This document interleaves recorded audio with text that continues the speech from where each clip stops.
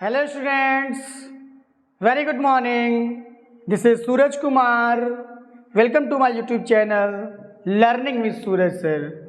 Dear students, जैसा कि मैंने पिछले वीडियो में आपको बताया है, active voice and passive voice में इंपरेटिव सेंटेंस के पॉजिटिव सेंटेंस के बारे में मैंने आपको बताया किस तरीके से इंपरेटिव सेंटेंस का जो पॉजिटिव सेंटेंस होता है किस तरीके से इसको इंग्लिश में पहचानते हैं, क्या रूल स्ट्रक्चर होता है। फिर डियर स्टूडेंट, मैंने आपको बताया किस तरीके से हम एक्टिव वॉइस से पैसिव वॉइस में बहुत ही आसानी से हम ट्रांसफर कर लेते हैं। तो डियर स्टूडेंट, मैं उम्मीद करता हूं कि जो भी पिछले वीडियो में मैंने आपको टॉपिक बताया है active voice and passive voice में इंपरेटिव सेंटेंस के पॉजिटिव सेंटेंस के बारे में, मैं उम्मीद करता हूँ आपको बहुत ही अच्छे तरीके से समझ में आया होगा। डियर स्टूडेंट, आज का जो हमारा टॉपिक है, आज मैं आपको बताऊंगा active voice and passive voice में इंपरेटिव सेंटेंस के नेगेटिव सेंटेंस के बारे में। आज हम जानेंगे किस तरीके से इंपरेटिव सेंटेंस का जो नेगेटिव सेंटेंस है किस तरीके से हम इंग्लिश में आइडेंटिफाई करते हैं, क्या रूल स्ट्रक्चर होता है नेगेटिव सेंटेंस का। फिर डियर स्टूडेंट, हम ये भी जानेंगे किस तरीके से हम एक्टिव वॉइस से पैसिव वॉइस में बहुत ही आसानी से हम ट्रांसफर कर लेते हैं। तो आइए डियर स्टूडेंट, बिना देरी किए हुए आज का जो टॉपिक है, आज का टॉपिक हम स्टार्ट करते हैं। तो डियर स्टूडेंट, जैसा कि मैंने बताया कि आज जो हम सीखेंगे इंपरेटिव सेंटेंस के नेगेटिव सेंटेंस को पहचानना सीखेंगे और पहचान कर डियर स्टूडेंट किस तरीके से पैसिव वॉइस में ट्रांसफर होता है, पैसिव वॉइस के रूल के बारे में जानेंगे और ट्रांसफर करेंगे। तो dear student, first of all हम पहचानना सीखेंगे अगर कभी भी वाक्य के आरंभ में सेंटेंस डू नॉट से स्टार्ट होता है या डोंट से स्टार्ट होता है, फिर इसके बाद वर्ब का फर्स्ट फॉर्म का प्रयोग होता है और ऑब्जेक्ट आता है। ऑब्जेक्ट के बाद अगर कंप्लीमेंट का प्रयोग होता है या कंप्लीमेंट का प्रयोग नहीं होता है, तो ऐसे कंडीशन में डियर स्टूडेंट इंपरेटिव सेंटेंस का नेगेटिव सेंटेंस कहलाता है।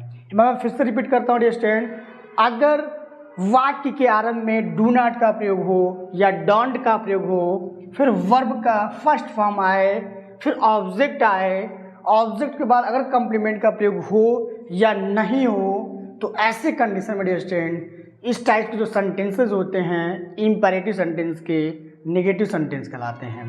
तो डियर स्टूडेंट, मैं उम्मीद करता हूँ कि अब आप इंपरेटिव सेंटेंस जो है इसको बहुत ही आसानी से आप पहचान लेंगे। इंपरेटिव सेंटेंस का नेगेटिव सेंटेंस आप पहचानना सीख गए होंगे। अब डियर स्टूडेंट, हम ये जानेंगे कि किस तरीके से हम एक्टिव वॉइस से पैसिव वॉइस में ट्रांसफर करते हैं। तो डियर स्टूडेंट, ध्यान दीजिएगा, जब हम एक्टिव वॉइस से पैसिव वॉइस में ट्रांसफर करते हैं तो वाक्य के आरंभ में हमेशा लेट का प्रयोग किया जाता है। ध्यान दीजिएगा कि जब भी हम इंपरेटिव सेंटेंस को एक्टिव वॉइस से पैसिव वॉइस में ट्रांसफर करते हैं तो वाक्य के आरंभ में लेट का प्रयोग करते हैं।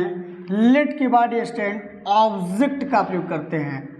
ऑब्जेक्ट का प्रयोग करते हैं, ऑब्जेक्ट के बाद नॉट का प्रयोग करेंगे, नॉट के बाद बी का प्रयोग करेंगे, बी के बाद वर्ब का थर्ड फॉर्म का प्रयोग करते हैं। अगर स्टूडेंट एक्टिव वॉइस में ऑब्जेक्ट, अगर एक्टिव वॉइस में कंप्लीमेंट या अदर वर्ड का प्रयोग हुआ है तो डियर स्टूडेंट हम क्या करेंगे, पैसिव वॉइस में कंप्लीमेंट या अदर वर्ड का प्रयोग करते हैं। अगर नहीं हुआ है तो पैसिव वॉइस में ना ही हम अदर वर्ड का प्रयोग करते हैं ना ही हम कंप्लीमेंट का प्रयोग करते हैं। तो डियर स्टूडेंट, मैं उम्मीद करता हूँ आपको समझ में आया होगा कि अगर हम एक्टिव वॉइस इंपरेटिव सेंटेंस को अगर हम एक्टिव वॉइस से पैसिव वॉइस में ट्रांसफर करते हैं तो पैसिव वॉइस का जो रूल होता है लेट से स्टार्ट करते हैं। लेट के बाद हम ऑब्जेक्ट लिखेंगे, ऑब्जेक्ट के बाद नॉट का प्रयोग करते हैं, नॉट के बाद बी का प्रयोग करेंगे, बी के बाद वर्ब का थर्ड फॉर्म लिखेंगे। उसके बाद अगर आपका अदर वर्ड या कंप्लीमेंट का प्रयोग हुआ है तो कंप्लीमेंट का प्रयोग करते हैं, अगर नहीं हुआ है तो कंप्लीमेंट या अदर वर्ड का प्रयोग हम नहीं करते हैं। तो जैसे मैं उम्मीद करता हूं अब आपको एक्टिव वॉइस को पहचानना भी आप सीख गए होंगे। जो इंपरेटिव सेंटेंस है, इंपरेटिव सेंटेंस को पहचानना भी सीख गए होंगे और आप जो पैसिव वॉइस का रूल है, पैसिव वॉइस का रूल भी आप बहुत ही अच्छे तरीके से आपको क्लियर हो गया होगा।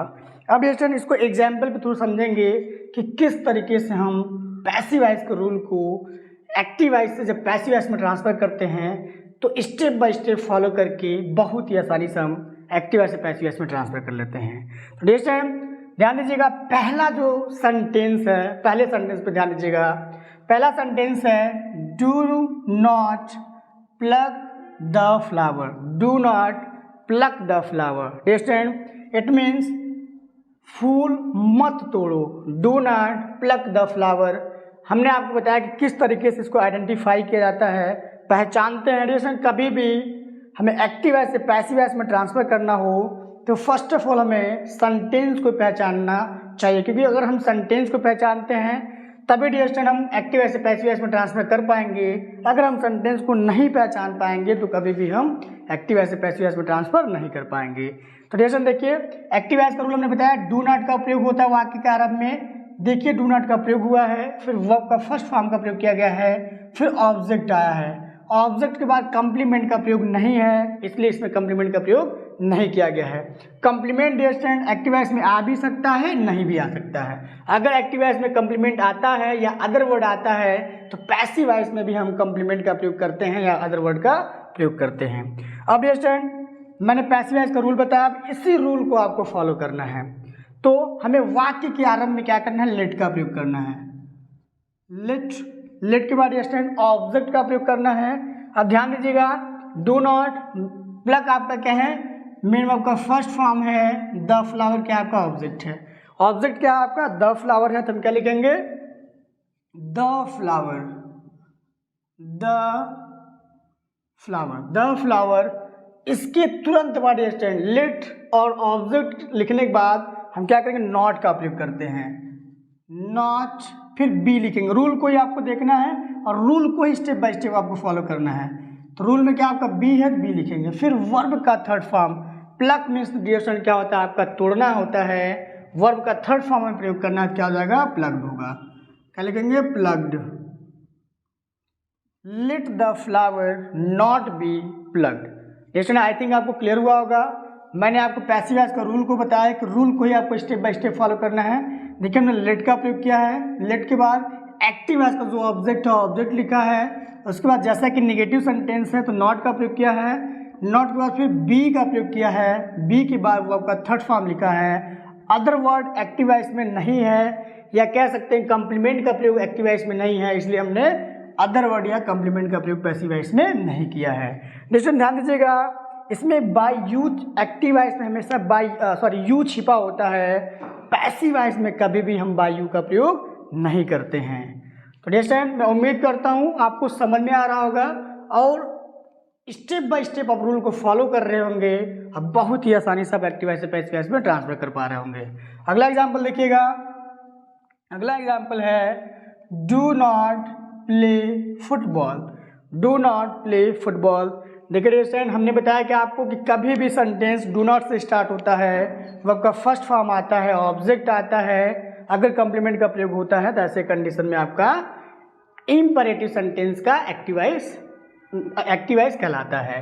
फिर स्टूडेंट अब इसको हम पैसिव वॉइस में ट्रांसफर करते हैं। जैसा कि नेगेटिव सेंटेंस है, नेगेटिव सेंटेंस के लिए हम क्या करेंगे, वाक्य के आरंभ में लेट का प्रयोग करेंगे, फिर ऑब्जेक्ट, लेट के तुरंत बाद क्या करेंगे, हम ऑब्जेक्ट लिखेंगे। ऑब्जेक्ट फुटबॉल है, प्ले मेन वर्ब का फर्स्ट फॉर्म है।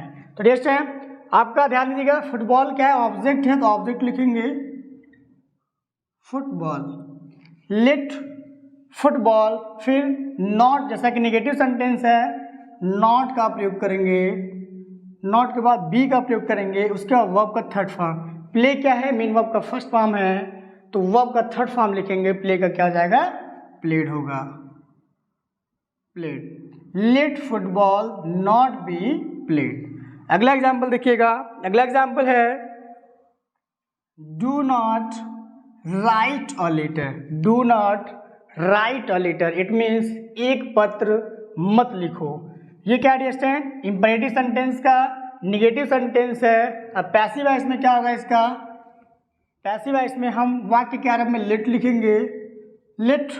अब ऑब्जेक्ट क्या है आपका, अ लेटर है, और राइट क्या है आपका, मेन वर्ब का फर्स्ट फॉर्म है, तो लिखेंगे क्या, लेट, ऑब्जेक्ट का प्रयोग करेंगे, a letter, let a letter. जैसा कि निगेटिव सेंटेंस है नॉट का प्रयोग करेंगे, not be written, not be written, let a letter not be written. अगला एग्जाम्पल देखिएगा, अगला एग्जाम्पल है do not waste your time, do not waste your time.